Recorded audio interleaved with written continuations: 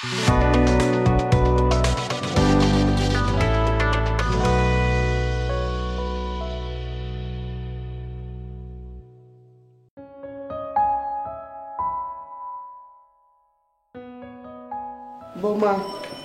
শাকিলকে একটু ফোন করো তো। কেন মা, কিছু লাগবে? আমার একটা ওষুধ আনতে হবে। ঠিক আছে মা, আমি টেক্সট করে দিচ্ছি। আর কিছু লাগবে মা? তোমার ওষুধ তো আছে না, আর কিছু আনতে হবে না। আচ্ছা মা, শোনেন না, শাকিল কি ঠিকঠাক মতো অফিস যায়? মানে আপনাকে কি কিছু বলেছে? কেন বৌমা, ও তো ঠিক মতো অফিসে যায়, আবার সময় মতো চলেও আসে। না সেটা ঠিক আছে, কিন্তু কয়েকদিন ধরেই না ওকে কেমন জানি অন্যমনস্ক মনে হচ্ছে, খুব অস্থিরতা কাজ করছে ওর মধ্যে। কই না তো মা, আমি তো খেয়াল করি নাই। আচ্ছা ঠিক আছে, আমি ওকে জিজ্ঞেস করবো। না না থাক, আমি এমনিই বললাম মা, আপনার কোনো কিছু জিজ্ঞেস করতে হবে না এখন। শোনো বৌমা, তোমার কোনো কিছু দরকার লাগলে আমাকে বা শিলকে বলতে পারো, দরকার হলে তুমি আলতা বানুকেও বলতে পারো। না না মা, ওনাকে বলার কোনো দরকার নেই, আপনারা দুজনেই ঠিক আছেন। ওনার কথা শুরু হলেই আমার মনে হয় আমি জানলা থেকে লাফ দিয়ে পড়ে যাই। একটা মানুষ এত কথা কিভাবে বলে মা? আর ওনার সব ইনসিডেন্টে কোনো না কোনো ঘটনা থাকে। পপকর্ন খাবেন?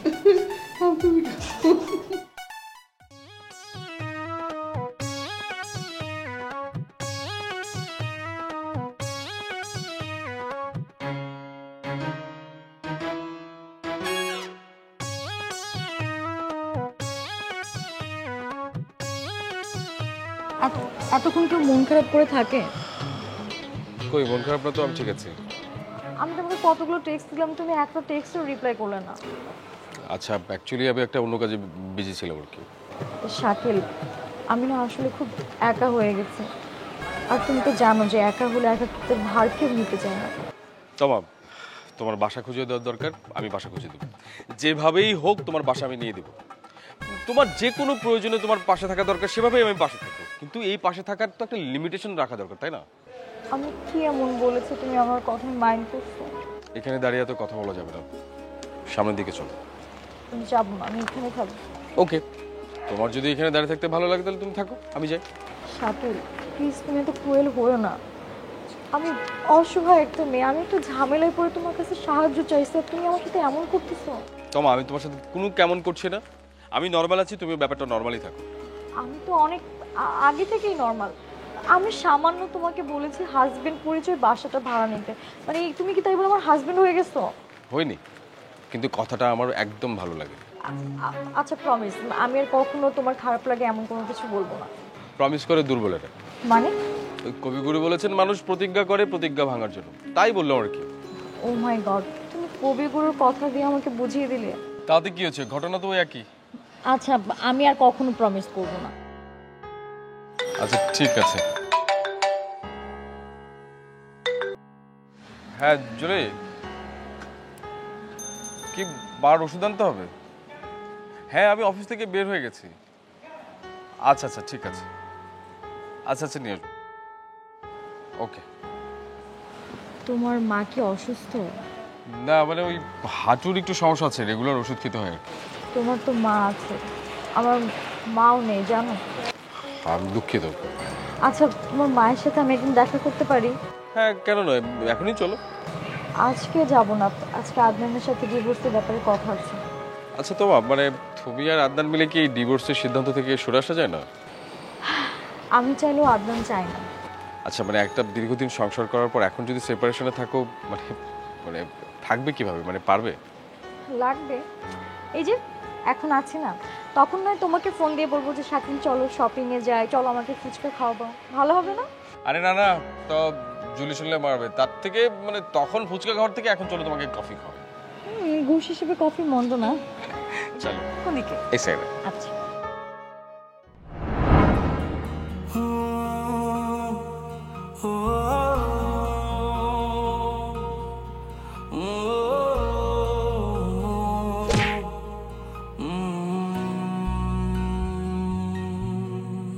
এই ইটের খাঁচায় কংক্রিটে ডানা ঝাপটায় ইচ্ছের পাখি, শহর জীবন বোঝে না তো মন, সবটুকু মনে হয় ফাঁকি। এখানে স্বপ্ন ভাঙার কান্না কেউ শুনেও যেন শোনে না, তাই বুকে ব্যথা কালশিটে, চোখে শুধু জল ছবি আঁকি। সবটুকু মনে হয় ফাঁকি। বন্ধ মনের অন্ধকারে মুছে না তো কালো, সব কিছু মনে হয় জোনাকির আলো। বন্ধ মনের অন্ধকারে মুছে না তো কালো, সব কিছু মনে হয় জোনাকির আলো,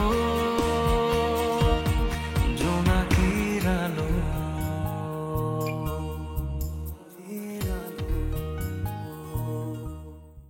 আমি বুঝলাম না, ও এত পাওয়ার কম থেকে পাইলো, বলে আমরা কি বাইসে আছি নাকি? কি আর করবেন কাকা, কম পোলাপাইন মানুষ, মাথা গরম।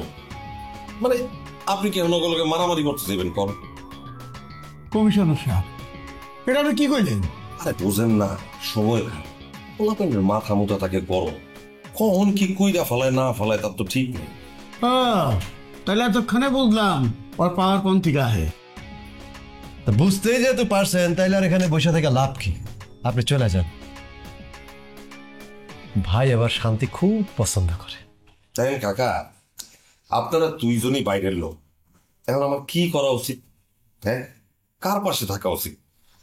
যার শক্তি আছে, সামর্থ্য আছে, মানে আমার যারে কাজে লাগবো তার পাশে থাকা উচিত, নাকি যারা এক পাও কবরে গেছে গা এর পাশে থাকা উচিত? কোন তো?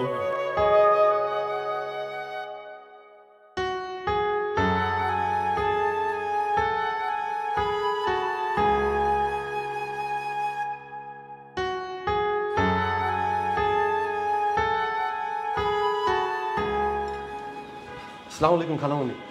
মিন্টু, জি কি খাও?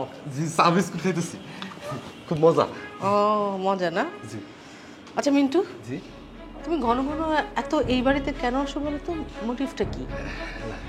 এই বাড়িতে আসি মামা মামির সাথে দেখা করতে। ভাই আর ভাবির সাথে দেখা করতে, নাকি আর কোনো ব্যাপার আছে? না খালামণি, আপনি কি কইতেছেন? আমি অন্য কিছু কি ভাববো? তাই না? আমি তোমার একটা কথা বলতে চাই, আমার কথাটা তুমি রাখবে? অবশ্যই রাখবো, আপনি কোন? তুমি আর এই বাসায় আসবে না। খালামণি, আমার কোনো ভুল হইছে? আমি কোনো বেয়াদবি করছি? যদি করে থাকি আপনি কোন, আপনি আমার যেই শাস্তি দিবেন আমি মাথা পেতে নিব। বেয়াদবির কিছু নেই, আমি বলছি তাই তুমি আসবে না। আমি তোমার মামার বোন বলছি, হ্যাঁ? আর এই বাড়ির কারোর সাথে তোমার এমন কোনো খাতির নেই যে দুদিন পর পর এখানে আসতে হবে। না খালামণি, আসলে মামা আমার মায়ের অনেক বড় উপকার করছিল, তো তাই আমার মাটা কইছে মামার আশেপাশে থাকতে, সেই জন্যই। ঠিক আছে, মা বলেছিল তুমি তাই আসতে, এখন আর আসবে না, কারণ এখন আমি চলে এসেছি, তোমার আর কোনো প্রয়োজন নেই। জি ঠিক আছে, কিন্তু খালামণি আমার না আপনার খালা করে ডাকতে অনেক ভাল লাগে, অনেক মধুর লাগে। আমি আপনার খালা করে ডাকি, আপনি কিছু মনে করেন না? তোমাদের হলে এই সমস্যা, খেতে দিলে বসতে চাও, আর বসতে দিলে শুতে চাও, আর শুতে দিলে জায়গা চাও, আবার সেই জায়গার মালিকানাও চাও। আমি আসলে একজন নগণ্য মানুষ, আমি কারে কি দিব আর তার বিনিময়ে তার থেকে কি নিব? আমার তো এরকম একটা মানুষও নাই যে আমার একবেলা খাওয়াইব। তুমি না অতি মাত্রায় কথা বলো, অতি মাত্রায়। তোমাদের গ্রামের মানুষের এই এক সমস্যা, মানে চোপার জোরটা একটু বেশি। আপনি আমার যাই কোন খালামণি, আমি মনে কোনো কষ্ট নিব না, আপনি যেটা খুশি থাকেন কয়া, কোনো সমস্যা নাই। কিন্তু খালামণি, মামার বাড়িতে আমার একটু আসতে দিন, একদম দরকার ছাড়া আমি মামার বাড়িতে আসি না। তো শুনি আজকে আবার কি দরকারে এসেছো? জি, আজকে কি প্রয়োজনে আইছি, আমার নতুন চাকরি হয়েছে তো সেটাই মামারা জানাইতে আইছি, মামিরা জানাইতে আইছি। ও, তোমার চাকরি হয়েছে? নতুন চাকরি? বাহ, খুব ভালো। বেতন টেতন পেয়ে ফকির মিসকিনকে খাইয়ে দিও। এই বাড়িতে বলারও দরকার নেই, আসারও দরকার নেই, খাওয়ানোরও দরকার নেই। ওকে? আপনি কিন্তু আমার খামাখা তারাই দিতেছেন খালামণি। এই, তোমাকে না বলেছি খালামণি বলবে না, আর একটা থাপ্পড় দিব কিন্তু। না, আপনার কষ্ট করে থাপ্পড় দিতে হইব না। আমি চাটা খাই, চাটা শেষ করে চলে যাই। খাও। এই চা আর বিস্কিটই তোমার যোগ্যতা, এর বেশি তো খাওয়ার আর কোনো যোগ্যতা তোমার নেই। যেদিন হবে সেদিন আমি ভাইয়াকে বলবো তোমাকে যেন অনেক কিছু খাইয়ে দেয়। আসলে কার অবস্থা কোন দিন কি হইব এটা তো কেউ জানে না, সব আল্লাহ জানে। তো ঠিক আছে খালামণি, আমি আসি। দাঁড়াও, আর একটা কথা। এই যে আমি তোমাকে এতক্ষণ ধরে এতগুলো কথা বললাম, আমার কাছে ভালো, কে জানে তোমার কাছে হয়তো মন্দ। এসব কথা আবার যেন কারোর সাথে শেয়ার করতে যেও না, ওকে? মনে থাকবে? জি জি, অবশ্যই মনে থাকবো। এটা তো সিনেমার ঘটনার মতো না, আমার লগে সিনেমার ঘটনা ঘটে গেছে। অবশ্য সমস্যা নাই, আমি কাউরে। তুমি বেশি কথা বলো, বুঝছো? তোমার এই প্যাচালে না আমার মাথা ব্যথা করে। তোমাকে আমি এই জন্য আরো পছন্দ করি না। যাবো যাও, ফালতু কথা খালি বেশি পাগল করে। বাবা গিয়ে ভূত একটা কেমন খাইছে। কিরে, তরে কি ফোন কইরা কইরা ডিউটি বুঝাই দিতে হবে? না ভাই। না ভাই কি? হ ভাই, আমার তো মনে হইতেছে তোর ভাতামির বাতাস পাইছে। এই বাতাস কিন্তু ভালো না। কিরে, আমি কি করছি ভাই? আপনি আমার ফোন দিচ্ছেন, ফোন দেওয়ার লগে লগেই তো আমি গেলাম। আমি তো আর দেরি করি নাই। এই আমার তোরে ফোন দিয়ে ডাকতে হইব কেন? তোর নিজের কাজ নিজে বুঝোস না? আজ মাসের কয় তারিখ? সরি ভাই। আর একবার সরি কবি তোরে কিন্তু আমি সত্যি সত্যি থাপলাম। এই আজ মাসের কয় তারিখ? আমি কি আর একটা পোলা রাইখা এরপরে বিল উঠামো? আমার বাপের কি জমিদারি আছে? সেই জমিদারি বেচছে আমি আর একটা পোলা রাখবো? ভাই সরি। আবার সরি কর। আর একবার সরি করলে কিন্তু তোর থাপড়ামো। তরে বেটা দয়া করে আমি কাজ দিছি, আর তুমি গায়ে বাতাস লাগায় ঘুরো না। আরে বড় ভাই, কি হয়েছে? চেতা কেন? আরে আপনি একটু ঠান্ডা হন ভাই। কি আর হইব, তোর কথা শুনে ওরে কাজ দিছি, আর ও কাজে ফাঁকি দেওয়া শিখছে। ও ফাঁকি দেওয়া শিখছে কার কাছ থেকে? তোর কাছ থেকে না তো। কি রে রিন্টু, তুই কাজে ফাঁকি দেস? আরে তোর জন্য বড় ভাই আমারে সন্দেহ করে। শোন, এখন তুই যদি কাজে ফাঁকি দেস, আমি কিন্তু তোর মার দিব। ক ভালো করে বুঝায় ক। এরপরে আবার কোনোদিন যদি আমার ফোন করে ওরা বুঝাইতে হয়, তাহলে সেই দিন কিন্তু ওর মাপ নাই। ওরা কিন্তু কাজের থেকে বাইর করে দেবো। রানা ভাই, আপনি রাগ করেন না। বেচার আমার মনটা খারাপ তো, তাই একটু কাজে ঢিলে দিছে। সব ঠিক হয়ে যাবে। ওর মন খারাপের খেতা পুড়ি আমি। ওর মন রে নিয়ে ট্রেনের মধ্যে চুবাই রাখতে গ। এই ফাইজলামি কিন্তু আমি বেশি দিন আর সহ্য করবো না। এই রিন্টু, আরে রানা ভাই তোর উপর চেতা কে?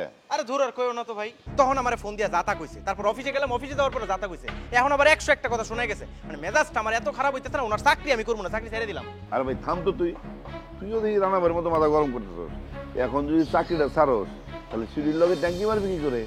ওইসব শিউলি ফিউলি বাদ, কাউরে দরকার নাই আমার। শোনা ভাই রিন্টু, রাগ করছো? তুমি রাগ করলে আমি কিন্তু এটা বুঝতে পারি। তোমার কিন্তু ঠিকই শিউলির জন্য মনটা টিউ টিউ টিউ করতেছে। আরে রানা ভাই এরকম তো একটু করবোই, মালিক মানুষ, জানি দিব, ভালোবাসবো, বাস গেলে বেতনও তো দেয়। এসব করতে তুই ঠিকঠাক মতো কাজ কর। ওই বুঝবো কি? ওই কি প্রেম করছে জীবনে? সবাই তো খালি আমারে বকতেই পারে।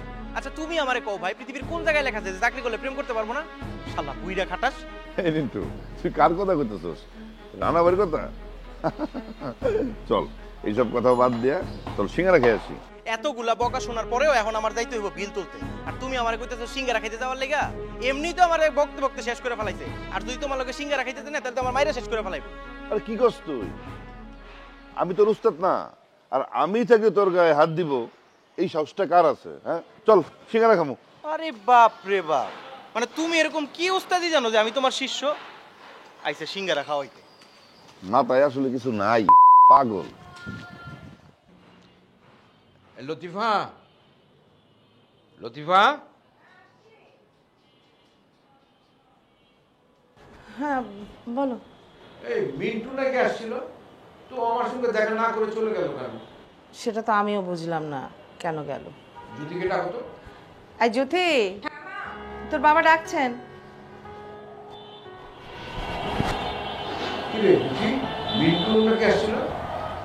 হ্যাঁ এসেছিল।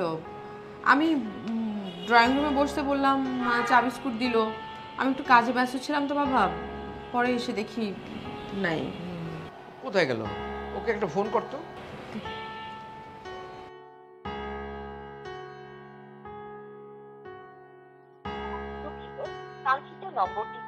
বাবা ফোন বন্ধ করছে। আরে ও আমাকে একটা কথা বলবে, তো কথা না বলেই চলে গেল। আমি তো ওকে ডেকেছি কথা বলার জন্য। কি কথা? মানে একটা কথা সে অর্ধেকটা সেদিন বলে গেছে, বাকি অর্ধেকটা আজকে বলবে, না বলে চলে গেল। আবার হয়তো আসবে বাবা। আচ্ছা আমি আসি।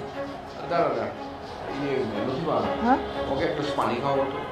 আচ্ছা ঠিক আছে, দেখো নাহার কি করছে। আচ্ছা আমি দেখছি। শোন মা, কিছু বলবে বাবা? হ্যাঁ দেখ,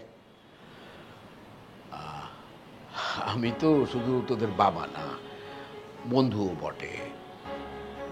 তো মানে এমন কোনো কথা আছে যেটা ধর আমাকে লুকাতে হচ্ছে বা বলতে পারছিস না?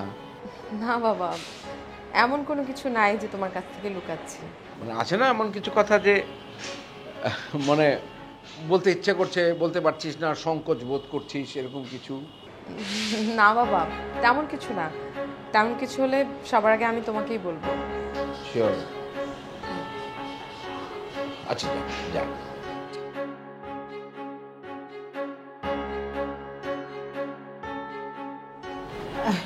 এই যে তোমার পানি। কি বললো?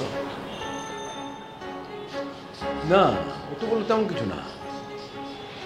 তাহলে কি মিন্টু মিথ্যা কথা বলছে?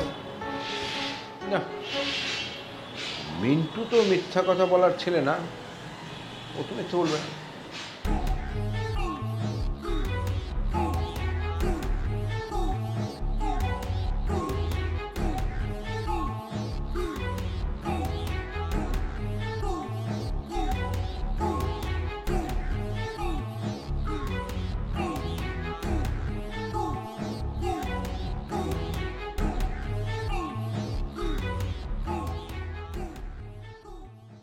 তুমি যেভাবে লেখালেখি শুরু করেছো, দেখো শরীর খারাপ হয়ে না যায়।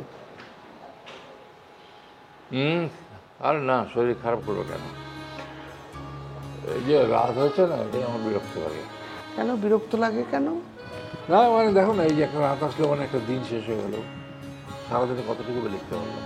তোমার তো আর তাড়া নেই, আস্তে আস্তে লিখবে। এই একটা কথা বললে, তাড়া নেই। আর পৃথিবীতে কার তাড়া নেই তুমি আমাকে বলো? যার তাড়া নেই সে তো একটা মৃত মানুষ, স্থবির। সে হলো একটা কি বলবো এটাকে, সে একটা স্থবির, একটা জড় পাথর। অর্থাৎ বলতে পারো যে সে হয়তো তাকে সাধারণ মানুষের চেয়ে অনেক উঁচু স্তরে নিয়ে চলে গেছে নিজেকে। বুঝলাম না।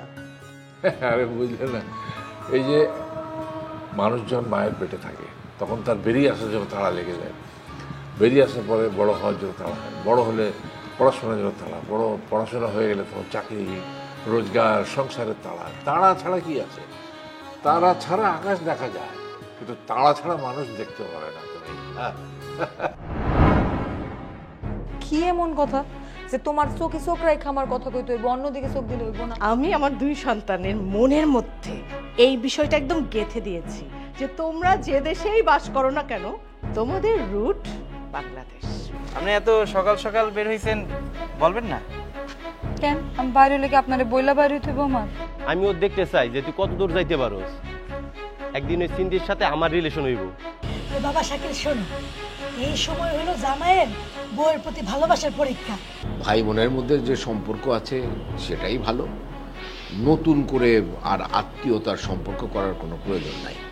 যতটুকু মনে হয় ফাঁকি